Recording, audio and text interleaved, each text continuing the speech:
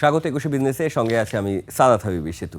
দর্শক, আজকে সপ্তাহের প্রথম দিন এবং এই সপ্তাহের শেষ দিনে নির্বাচন রয়েছে এবং এরকম একটা দিনে পুঁজিবাজারে আমরা সকাল 10:30টায় লেনদেন শুরু হওয়ার পরে প্রথম আধা ঘন্টা পরে এক ধরনের মানে একটু পতন দেখেছিলাম। এরপরে কিন্তু আবার বাজার আমরা উঠতে দেখেছি এবং শেয়ার বাজারে লেনদেন করা প্রতিষ্ঠানগুলোরও অবস্থা ভালো দেখছি। আমরা একটু ইন্ডেক্স দেখে নিব। সেই ইন্ডেক্স আসার আগে আপনাদেরকে জানিয়ে রাখতে, ইন্ডেক্স চলে এসেছে এবং সেই ইন্ডেক্স রয়েছে। আজকে যদি লেনদেনের কথা যদি বলি, পয়েন্টের যদি কথা বলি, তাহলে 5061 পয়েন্টে অবস্থান করছে এবং কমেছে পয়েন্ট শেষমেশ 54.87, এইটি কমেছে।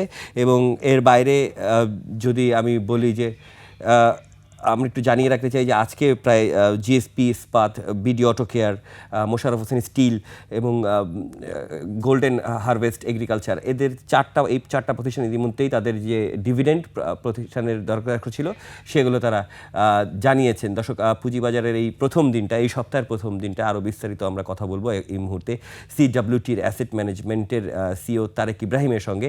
তারেক ইব্রাহিম, নিশ্চয়ই আপনি আমাকে শুনতে পাচ্ছেন। আপনাকে ২১ বিজনেসে স্বাগত জানাচ্ছি। এবং আজকের এই সপ্তাহের একদম মানে প্রথম দিন, কিন্তু এটা নির্বাচনী একটা আমেজে ইতিমধ্যে পুরো দেশেই আমরা দেখতে পাচ্ছি। কি প্রেডিকশন করছেন বা বাজারের অবস্থান কি দেখছেন?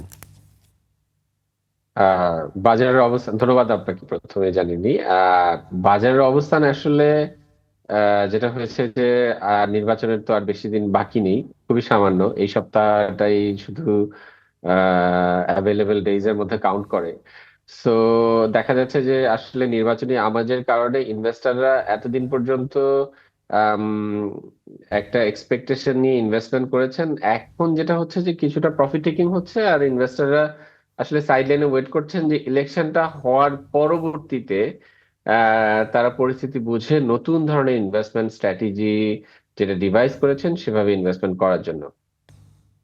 জি, আমি একটু আপনার কাছে জানতে চাই যে এই এই সপ্তাহে আপনার পরামর্শ কি থাকবে এমন বিনিয়োগকারীদের জন্য যারা হয়তো গত এক বছরে বিনিয়োগের দিকে আগ্রহী হয়েছেন। তারা আগে স্টক মার্কেট এক ধরনের এখানে আসলেই টাকা পয়সা হারিয়ে যায়, এরকম এক ধরনের ইমেজের মধ্যে, ক্রাইসিসের মধ্যে ছিল স্টক মার্কেটের বিনিয়োগকারীদের জন্য, ক্ষুদ্র বিনিয়োগকারীদের জন্য হুম হুম এক ধরনের সংস্কারের উদ্যোগের মধ্যে যে 17 মাস গেছে, কতটুকু হয়েছে সেটা আপনার ভালো হুম বুঝবেন। হুম কিন্তু এরকম যারা বিনিয়োগকারী রয়েছেন, ক্ষুদ্র বিনিয়োগকারী রয়েছেন, তাদের জন্য এটা নতুন হুম এক্সপিরিয়েন্স। হুম তো হুম। তাদের জন্য আপনার কি পরামর্শ থাকবে? ক্ষুদ্র বিনিয়োগকারীদের জন্য আমার যে ছোট পরামর্শ সেটা হলো যে দেখুন, আহ, অনেক ধরনের ইনভেস্টমেন্টস, অনেক ধরনের শেয়ারই আসলে ওঠানামার মধ্যে দিয়ে যায়। কিন্তু আপনি যদি বছর শেষে বা দীর্ঘমেয়াদে দেখেন, আসলে ব্যবসায়িক প্রতিষ্ঠান হিসেবে বা গুড গভর্নেন্স যে প্রতিষ্ঠানগুলো, শুধুমাত্র সেই প্রতিষ্ঠানগুলোর রিটার্নই সাস্টেইন করে। তো গত 17 মাস বলুন বা গত এক ডেকেডই বলুন, দেখবেন যে আসলে কিন্তু অনেক প্রতিষ্ঠানই যাদের গভর্নেন্সের সিচুয়েশনটা ভালো ছিল না, অনেক উত্থান হয়েছে কিন্তু তারা কিন্তু প্রাইস ধরে রাখতে পারেনি। On the other hand, even আপনি যদি দেখেন যে 5ই আগস্টের পরে ব্যাংকিং সেক্টরে রিফর্ম হয়েছে। তো রিফর্ম হওয়ার ফলে কিন্তু আহ, দীর্ঘমেয়াদে যে ব্যাংকগুলোকে ভালো ব্যাংক হিসেবে কনসিডার করা হচ্ছে, তারা কিন্তু ইনভেস্টরদেরকে ঠিকই রিটার্ন দিয়ে যাচ্ছে। অন দ্য আদার হ্যান্ড কিন্তু আবার এমনও হয়েছে যে আম, আমরা দীর্ঘদিন দিয়ে শুনে আসতেছিলাম যে অনেকগুলো ব্যাংকের অবস্থা ভালো না, এবং তাদের ক্ষেত্রে অনেক বিনিয়োগকারী কিন্তু জানতেনও, কিছুটা কিন্তু জানতেন যে এই ব্যাংকগুলোর সিচুয়েশন ভালো না। হয়তো অনেকের এক্সপেকটেশন ছিল যে ফেস ভ্যালু থেকে কম দাম আর কতই বা কমতে পারে, হয়তো বা আমরা একটা ভালো রিটার্ন পেতে পারি। কিন্তু দিন শেষে ওয়ারেন বাফেট একটা কথা বলেছিলেন যে in the short term market is a voting machine, but in the long run market is a weighing machine। অর্থাৎ দীর্ঘমেয়াদে কিন্তু ফান্ডামেন্টালটাই কাজ করবে। তো ক্ষুদ্র বিনিয়োগকারী, বড় বিনিয়োগকারী, হাই নেটওয়ার্থ বা ইনস্টিটিউশনাল, সবাই আমার মনে হয় যে দীর্ঘমেয়াদে ফান্ডামেন্টালটাকে হিসাব করেই কনসিডার করে ইনভেস্ট করা উচিত। আমাদের দেশের ক্ষেত্রে স্পেশালি কর্পোরেট গভর্নেন্সটাকে কনসিডারেশনে রাখা উচিত। জি, এবার একটু জানতে চাই, অন্তর্বর্তী সরকারের মেয়াদ আর 5 দিন আছে, মানে নির্বাচনের পরে তারা জানিয়েছে যে 16-17 তারিখের দিকেই তারা হ্যান্ড ওভার করে দিতে চায় ক্ষমতা।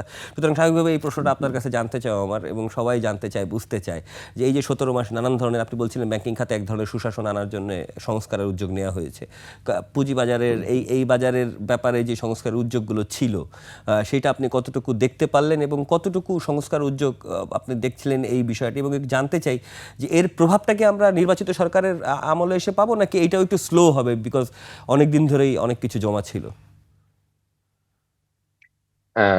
স্লো কিছুটা হয়তো হতে পারে, বাট আমার আশাবাদ হলো যে না, আসলে মোমেন্টামটা আমরা অলরেডি চলে এসেছি।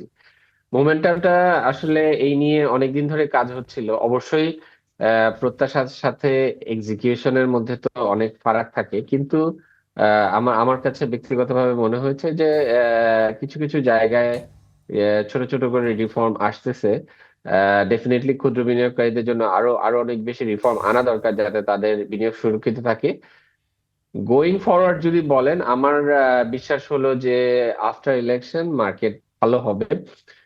ভালো হওয়ার কারণ হলো যে আমাদের যে বিদেশি বিনিয়োগটা, সেটা কিন্তু গত মাসে নেগেটিভ থেকে এই মাসে আমি খুবই দৃঢ়ভাবে বিশ্বাসী যে পজিটিভ মোমেন্টামে যাবে। এবং বিনিয়োগকারীরা কিন্তু আসলে সাইডলাইনে ওয়েট করতেছেন যে ইলেকশনটা হবে কিনা, এবং ইলেকশন যেহেতু হচ্ছে এবং আমরা খুব আশাবাদী যে উৎসব মুখর পরিবেশে আমরা ইলেকশনে যাব।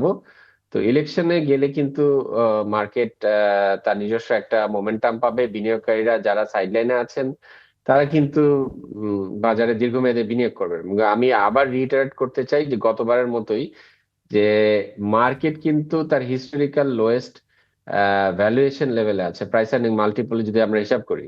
এবং ম্যাক্রো ইকোনমিক সাইডে কিন্তু আমাদের যে ক্ষতিগুলো হয়েছিল, এগুলো অনেকটাই ক্ষত সরিয়ে ওঠার মতো অবস্থায় আমরা চলে এসেছি।